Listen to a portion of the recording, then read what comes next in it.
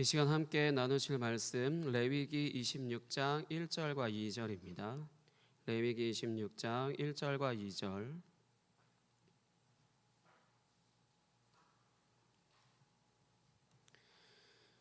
레위기 26장 1절과 2절 찾으셨으면 같이 한 목소리로 읽겠습니다. 시작. 너희는 자기를 위하여 우상을 만들지 말지니 조각한 것이나 주상을 세우지 말며 너희 땅에 조각한 석상을 세우고 그에게 경배하지 말라. 나는 너희의 하나님 여호와임이니라. 너희는 내 안식일을 지키며 내 성소를 경외하라. 나는 여호와이니라. 아멘. 이 시간 레위기 연속 설교 45번째 하나님을 우상 숭배하지 말고 예배하라라는 제목으로 말씀을 전하도록 하겠습니다.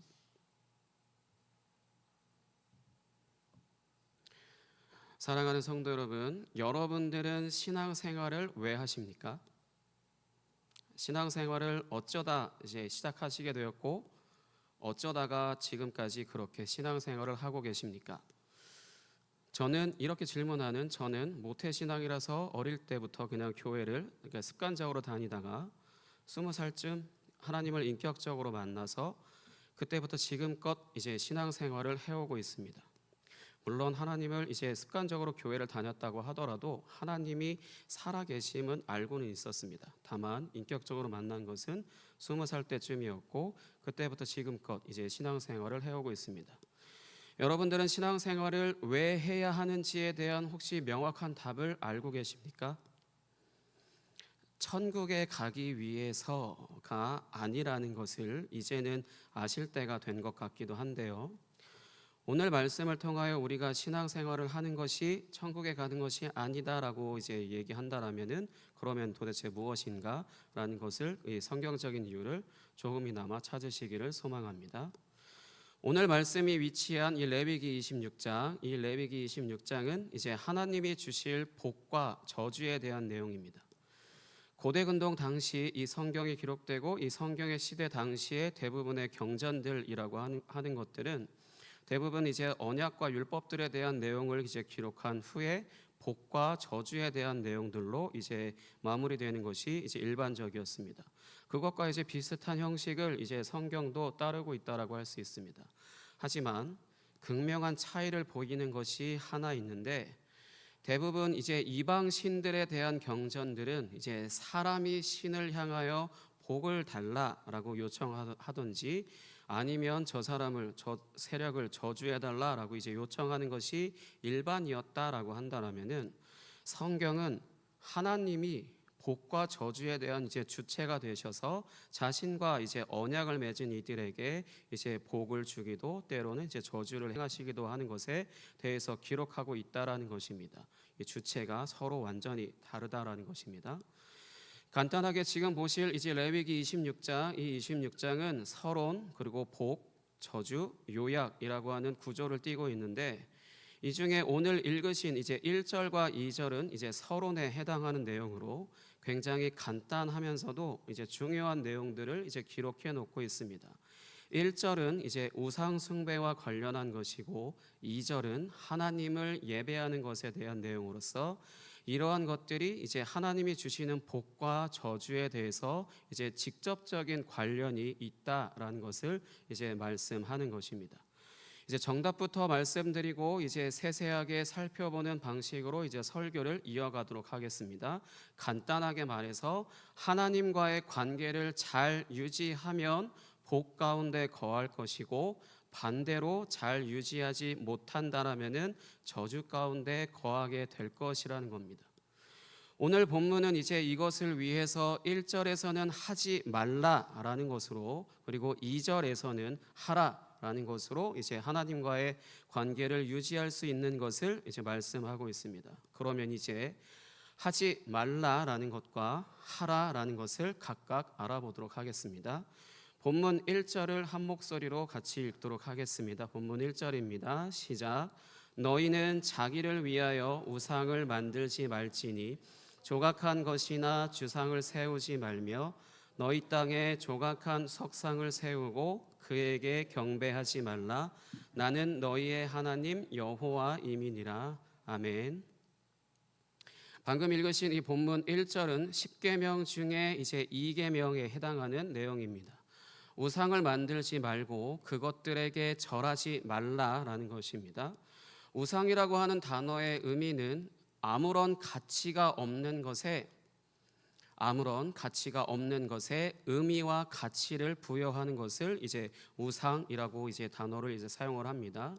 그리고 이제 조각한 것, 그리고 조각한 석상이라는 것은 신의 모습이나 아니면 사람이 되었든 동물이 되었든 이제 어떠한 형상을 만드는 것을 의미하고, 우리에게는 동상이라고 하는 단어가 더 이제 익숙하실 텐데 그런 동상을 만드는 것을 의미하고요. 그리고 주상이라고 하는 것은 경배의 대상이 된 신성한 기둥, 이제 기둥을 말합니다. 우리는 기본적으로 우상을 섬긴다라고 하는 것에 있어서 이제 하나님이 아닌 다른 신을 섬기는 것을 이제 바탕으로 생각을 하게 됩니다. 구약 성경을 기준으로 해서 대표적인 이방 신이 바로 바알이라고 하는 신이 있습니다. 이 신은 폭풍과 풍요의 신, 이제 폭풍과 풍요의 신으로 굉장히 강력한 힘을 가진 어떤 그런 신으로 이제 불리는데, 풍요와 다산의 신이라고 불리는 이제 아세라라고 하는 여신을 이제 부인으로 두고 있습니다. 이 바알과 아세라를 섬기는 제사 방식은 굉장히 음란한 방식이고요. 이 바알과 아세라에게 잘 보이게 되면 비를 내려주고 이제 농작물이 이제 풍작이 되게 해준다고 이제 믿었습니다. 이 외에 아스타롯이라는 여신이 또 있는데, 이 또한 이제 아세라와 마찬가지로 성적인 부도덕함을 요구를 합니다. 이런 바알과 아세라를 섬기는 이유는 뭘까요? 이런 음란한 이제 신들을 섬기는 이유는 자신들의 농사가 잘 되고 자식들을 많이 낳아서 가정이 더욱 풍족해지기를 바라는 마음에서 이제 섬기는 것입니다. 그리고 또 이제 몰렉이라고 하는 신을 기억하실지 모르겠습니다. 이 신을 섬기기 위해서는 어떤 제사 방식을 택할까요? 태어난 지 얼마 안 된 영아 아기를 이제 번제물로 드려서 태워드리는 제사를 드려야 합니다. 이렇게 몰렉에게 자신의 이제 아이를 불러 태워드리는 것도 가정의 평안과 번영을 위한 것입니다. 이 외에도 더 있지만 이제 이 정도만 살펴봐도 성경 안에서 하나님이 아닌 다른 신을 섬긴다라고 하는 것에 대한 내용이 얼마나 자극적인지 알 수 있습니다. 이런 자극적인 방식으로 이제 도출해내는 결과는 그러면 어떻게 되는 것일까요? 농사가 잘 되고 자신과 가족이 잘 되는 것입니다. 부도덕한 관계로 인한 성적인 쾌락, 그리고 그 쾌락의 결과로 자신과 가족이 더욱 잘 된다라고 한다면은 오늘날의 각종 이제 중독과 같이 쉽게 빠져나올 수 없을 것입니다. 이처럼 하나님이 아닌 다른 신을 섬긴다라고 하는 것의 핵심이 바로 이제 함께 읽으신 본문 1절에 나오는 문구인 너희는 자기를 위하여라고 쓰여 있는 것과 같이 자기를 위하여 하는 것입니다. 종교라고 하는 것도 사실은 사람의 필요를 채우기 위해서 만들어진 것입니다. 하늘로부터 만들어진 종교는 없고요. 종교라고 하는 것도 사실은 사람의 필요를 채우기 위해서 언젠가부터 시작된 것에 불과합니다. 하나님을 제외한 모든 종교는 사람이 자신의 필요를 채우기 위해서 이제 열심을 다해 신을 섬겨서 자신들의 유익을 얻고자 이렇게 만들어진 것입니다. 그리고 이제 이런 이방 신들의 대표적인 형상을 하나 소개해 드린다면 출애굽기 32장에 등장하는 황금 송아지 상을 예로 들 수 있습니다. 당시의 소라고 하는 것은 힘을 상징하고 금은 부유함을 상징하는 것이었습니다. 힘과 부유라고 하는 것이 하나로 연합한 황금 송아지는 당시에 이제 굉장히 강력한 신의 형상이라고 할 수 있습니다. 충격적인 것은 이스라엘 백성들이 이 황금 송아지를 자신을 애굽 땅에서 구원한 신, 다르게 표현하자면 자신들을 애굽에서 구원한 여호와로 여긴다라는 것입니다. 출애굽기 32장 4절로 확인해 보도록 하겠습니다. 출애굽기 32장 4절입니다.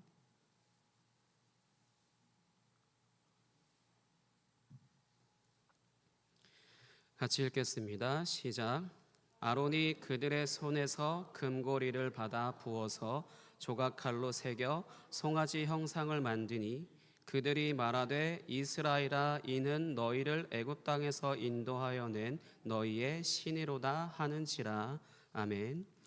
이스라엘 백성들의 이러한 행동은 이제 모세가 장시간 보이지 않아서 이제 불안한 마음에 자신들이 이제 이집트에서 보아오던 신을 이제 섬기는 모습으로도 이해할 수 있지만, 또 한편으로는 자신들을 이집트로부터 구출하여서 인도해온 보이지 않는 하나님을 보이는 하나님으로 만들어서 섬기는 모습이라고도 할 수 있습니다.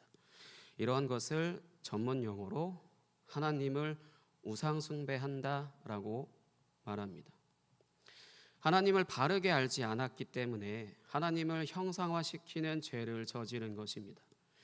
이렇게 하나님을 형상화하는 것은 하나님부터도 이제 금지시킨 것이라고 할 수 있는데, 이렇게 하나님을 형상화한다라고 하는 것은 사람 측에서 하나님을 자신의 마음대로 조종하고 좌지우지할 수 있다는 생각이 담겨 있는 굉장히 큰 이제 중범죄이기 때문입니다.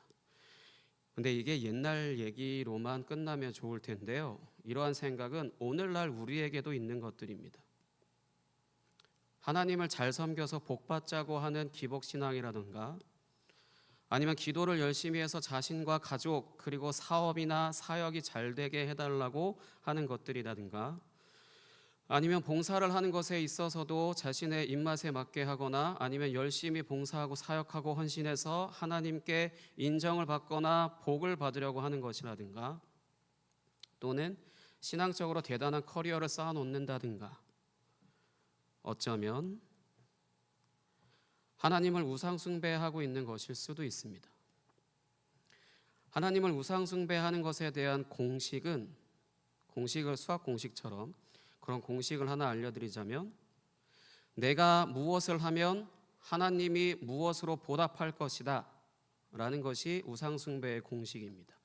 내가 무엇을 하면 하나님이 무엇으로 보답하실 것이다 라는 생각이 바로 하나님을 우상숭배하는 생각이라고 할 수 있습니다. 내가 기도하면 응답하실 것이고, 내가 섬기면 복을 주실 것이고, 내가 봉사하면, 내가 사역하면, 내가 예배하면 등등 수없이 많은 것들을 적용할 수 있습니다. 혹시 이러한 것들을 하는 것으로 하나님이 무언가를 주셨다라고 한다라면은 말 그대로 복일 수도 있지만 어쩌면 독일 수도 있습니다.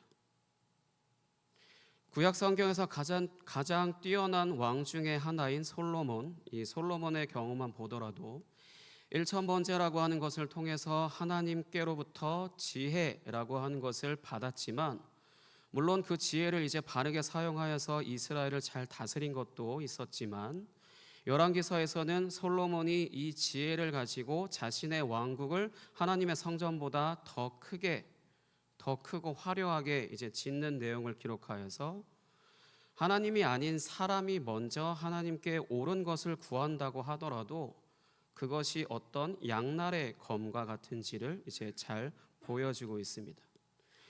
이런 식의 신앙은 하나님을 일종의 이제 기계적인 자판기로 여기는 것이기도 합니다. 헌신 또는 헌금을 투입구에 넣고 원하는 것에 대한 버튼을 누르면 주시는 분으로 믿는 것입니다. 하나님을 신앙하는 것에 있어서, 하나님을 믿고 신앙한다라고 하는 것에 있어서 주체가 하나님이 아닌 내가 되는 것은 모양은 좋아 보이지만 과정은 하나님과 전혀 맞지 않는 것일 수도 있습니다. 그러면 이제 반대로 하나님과의 관계를 위해서 하라라고 명령하시는 것을 이제 살펴보도록 하겠습니다. 본문 2절을 다 같이 한 목소리로 읽겠습니다. 시작. 너희는 내 안식일을 지키며 내 성소를 경외하라. 나는 여호와이니라. 아멘. 이 말씀은 10계명 중에 4계명에 해당하는 내용입니다. 안식일을 기억하여 거룩하게 지키라라는 것에 있어서 이 당시 이스라엘 백성들에게 안식일은 이제 일주일 중에 하루를 온전하게 쉬고 성소에서 하나님을 예배하는 날입니다. 그러니까 이 2절의 내용은 하나님을 예배하라라는 것입니다. 안식일은 하나님이 여섯째 날까지 창조 행위를 하시고 일곱 번째 날에 안식을 하신 것을 기억하고 이제 매주 안식일을 이제 거룩하게 지키는 것입니다. 예전에도 말씀을 드린 것이지만 하나님이 여섯째 날 동안 일하시고 이제 조금 쉬었다 가시기 위해서 쉬는 날이 아니라 여섯째 날까지 이제 온 우주라고 하는 자신의 집을 지으시고 일곱 번째 날에 입주를 하셔서 이제 통치하시고 다스리시기 시작하신 것입니다.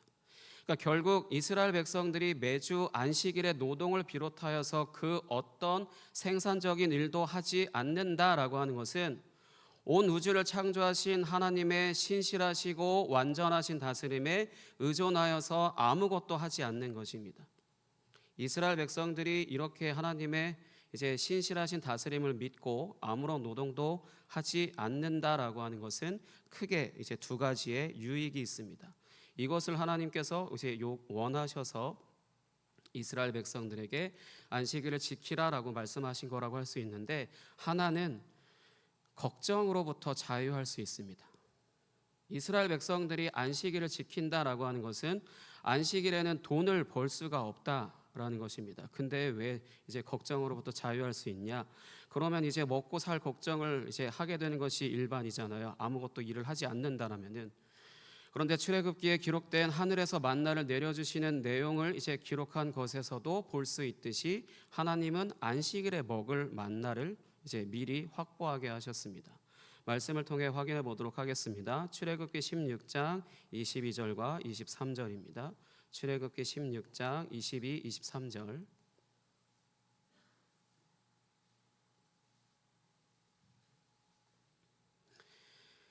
출애굽기 16장 22, 23절 같이 읽겠습니다. 시작. 여섯째 날에는 각 사람이 갑절의 식물 곧 하나에 2오멜씩 거둔지라. 회중의 모든 지도자가 와서 모세에게 알림해 모세가 그들에게 이르되 여호와께서 이같이 말씀하셨느니라. 내일은 휴일이니 여호와께 거룩한 안식일이라. 너희가 구울 것은 굽고 삶을 것은 삶고 그 나머지는 다 너희를 위하여 아침까지 간수하라. 아멘. 먹을 것을 이제 날마다 하늘에서 내려주시는 것도 감사한데, 여섯째 날에는 안식일에 먹을 것까지 이제 2배로 이제 거두게 하셨습니다. 오늘을 살아가는 우리에게 있어서 안식일이라고 하는 이제 특정한 날에 쉬는 것은 없지만, 하나님의 다스림을 이제 전적으로 신뢰한다라고 하는 것은 오늘날로 이제 비유하자면 대출금이나 공과금이나 같은 것들, 여기에 학비까지 이제 감당하고 사는 것에 있어서 이제 쉽지 않은 것입니다. 이런 걱정에 이제 주일도 쉬지 못하고 주중 예배에 나오는 것도 쉽지 않습니다. 제가 예전에 있었던 이제 교회에서 있었던 일을 하나 이제 소개해 드린다면, 한 번은 교회가 이제 비상에 걸린 적이 있었습니다. 왜냐하면 교회 건물을 지어준 업체에서 갑자기 무언가 교회로 소송과 같은 것을 이제 걸어왔었는데, 이 일로 인하여서 자칫하면 교회 건물을 내놓고 이제 나가야 하는 것과 같은 이제 상황이 발생할 수도 있었던 것으로 제가 기억을 합니다. 그때 이 일에 대하여서 당시에 교회 안에 이런 일을 해결할 수 있는 사람도 없었기 때문에 할 수 있는 것이라고는 정말로 온 교회가 이제 기도하면서 대응하는 것밖에는 없었습니다. 어떻게 되었을까요? 오래된 일이라 이제 과정이 다 생생하게 기억이 나지는 않지만, 이 일에 대해서 대부분의 서류를 제가 다 만들었었는데, 결과를 말씀드린다면 교회 건물에 대한 빚인 몇 억이 줄어버렸습니다. 갑자기 발생한 일에 속수무책으로 이제 당할 수도 있었던 이제 상황에 기도하면서 대처하다 보니 하나님께서 양측에 유익이 되는 선에서 이제 해결해 주시더라고요. 하나님의 다스림을 온전하게 의지하면 이런 걱정거리도 이제 해결해 주시는 것을 이제 경험하게 됩니다. 그러면 이제 또 다른 하나님의 다스림을 온전히 의지하는 것으로 얻을 수 있는 유익은 욕심으로부터 자유할 수 있습니다. 쉬는 날도 없이 일하는 이유 중에 또 하나는 이제 바로 돈을 조금 더 이제 벌어서 좋은 집을 얻는다든지 아니면 좋은 옷을 입는다든지 아니면 좋은 차를 탈 수 있기 때문에 이제 쉬는 날이 없이 일한다라고 할 수 있는데, 매주 안식일을 지킨다라고 한다라면은 그래서 어쩔 수 없이 일을 할 수 없게 되고 결국 이제 돈이 부족해서 큰 집을 얻고 싶어도 이제 작은 집을 얻을 수밖에 없고, 명품 매장이 아닌 아울렛에서 옷을 살 수밖에 없고, 새 차를 이제 살 수 없어서 이제 중고차를 사야 됩니다. 근데 그러면 얼핏 삶이 궁색해지는 것 같죠.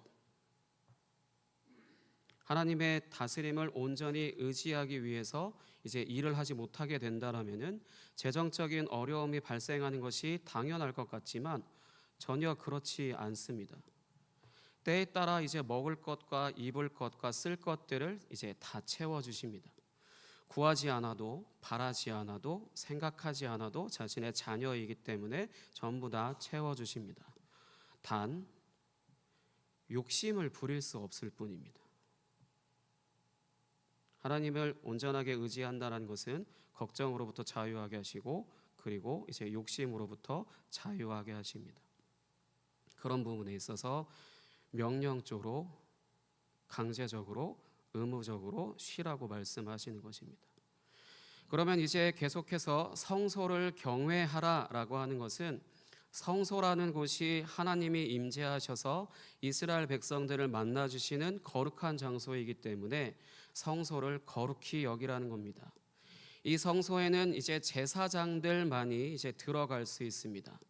이 제사장들 외에, 제사장들은 거룩하기 때문에 거룩하다라고 구별되었기 때문에 들어가지만, 이 제사장들 외에 정결하다, 그러니까 깨끗하다라고 이제 구별된 사람들로 이스라엘 백성들은 그렇게 정결하게 구별되었는데, 이런 정결한 사람들도 이제 성소 안에 들어가면 이제 죽게 되고요.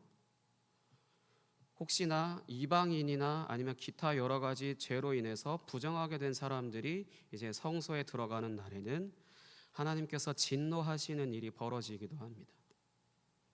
그렇기 때문에 성소를 경외하라라는 것은 앞서 제사 규정이나 저희가 제사 규정 그리고 정결 규정들을 다 이제 배웠잖아요. 그런 규정들을 전부 잘 준수하여서 하나님을 거룩하게 여기고 이제 자신들을 여호와 앞에서 정결하게 하라라는 명령이라고 할 수 있습니다. 이스라엘 백성들은 이러한 것을 이제 레위기에 기록되어 있는 제사 규정, 정결 규정, 그리고 출애굽기에 기록되어 있는 각종 율법들을 주야로 묵상하면서 여호와를 거룩하게 여기고 그리고 자신들을 정결하게 구별하는 삶을 살아야 합니다.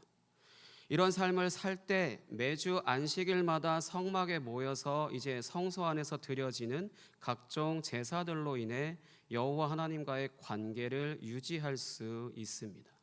그러면 이제 복을 받게 되는 것이고요. 그렇지 못한다라면은 이제 저주 가운데 거한다라는 것입니다. 그러면 우리는 어떻게 해야 할까요? 우리는 어떤 특별한 제사를 지내거나 하는 것들이 아닌데, 우리의 몸이 성령 하나님께서 거하시는 거룩한 성소임을 믿고 하나님의 말씀과 이제 임재를 사모하고 갈망하면서 이 세상의 어떠함과 같지 않은, 이 세상 사람들과는 같지 않은 거룩하게 구별된 삶을 살아야 합니다. 이렇게 살아가게 될 때 이제 하나님과의 관계가 유지될 수 있고, 이러한 관계가 계속 유지가 된다라면은 하나님의 복을 이제 계속해서 누릴 수 있는 것이고, 그렇지 않을 경우에는 저주라고 하는 하나님과의 관계가 끊어진 이제 죽음 가운데 있게 됩니다. 오늘날의 저주라고 하는 것은 이제 2주 후에 이제 더 자세히 설명을 드리겠지만, 간단하게 말해서 하나님의 생명이 없는 삶을 의미하는 것입니다. 겉으로 보기에는 똑같아요. 차이를 발견하기가 어렵습니다. 겉으로 보기에는 정말로 이제 구별하기가 정말 어렵습니다. 주님의 생명을 이제 가지고 신앙생활을 한다라고 하는 사람들에게는 이제 어려움을 당할 때 고난, 주님의 고난에 참여하는 것이라고 이제 말할 수 있는 것들이라면은, 생명이 없는 신앙생활을 하는 사람들에게는 징계라고 말할 수 있겠죠. 하지만 겉으로는 구별하는 것이 어렵습니다. 정말로 이게 고난인 것인지 아니면 징계인 것인지 그건 오직 하나님만이 아십니다. 그러면 이제 다시 설교 처음에 이제 드렸던 질문에 대한 답을 드리고 마무리하도록 하겠습니다. 신앙생활을 왜 하는 것일까요? 하나님이 나를 택하여 구원하시고 하나님의 자녀로서 하나님의 생명을 가진 존재로 이제 하나님의 생명을 가진 존재로 살면서 하나님의 은혜로 살아가도록 하셨다라고 하는 것을 믿는 믿음으로 신앙생활을 하는 것입니다. 너무나 뻔한 얘기 같지만요. 이것이 맞는 것입니다. 하지만 이때 신앙의 주체는 내가 아닌 하나님, 내가 아닌 하나님이 주체가 되시기 때문에 우리의 삶을 가장 선한 길로 이끄신다라고 하는 것을 믿고 이제 순종하며 따라야 합니다. 이것이 하나님을 우상숭배하지 않고 하나님을 나를 위하여서 이용하거나 하지 않고 예배하는 삶, 하나님께 나의 삶을 맡기고 따라가는 삶의 이제 한 부분이라고 할 수 있습니다. 그리고 하나님의 신실한 다스림 안에 우리의 삶을 온전히 맡기며 걱정과 욕심에 이끌려 살지 않고 오직 하나님의 은혜에 의존하며 만족하며 사는 삶을 살아야 합니다. 사랑하는 성도 여러분, 신앙생활의 기초라고 하는 것은 나의 신앙적인 노력이 아니라 하나님과의 관계이고 그 관계를 통한 하나님의 은혜라는 것을 기억하시기 바랍니다. 이것을 놓치면 나의 삶을 다해서 주님을 섬기고 헌신해 왔다라고 말해도 결과적으로 아무것도 하지 않은 것일 수 있습니다. 하나님과의 관계, 하나님의 다스림, 하나님의 은혜가 오직 내가 자랑할 것이라는 걸 기억하시기 바랍니다. 아멘. 이 시간 함께 같이 찬양하도록 하겠습니다.